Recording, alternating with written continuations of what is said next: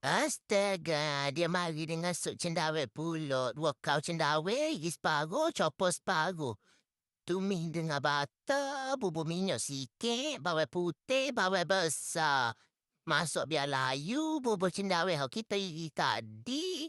Baru kita bubur, gandum 2 sendok.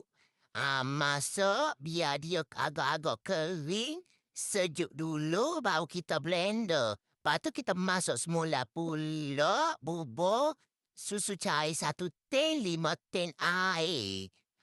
Sup cendawan ni sedap makan dengan roti gali. Bubur secukup rasa, bubur garam, bubur black pepper, 1 sudu besar. Masak dengan api sederhana sahaja. Lepas tu buburlah cendawan yang kita copot tadi. Alah mari dah tu, nak masak dah tu.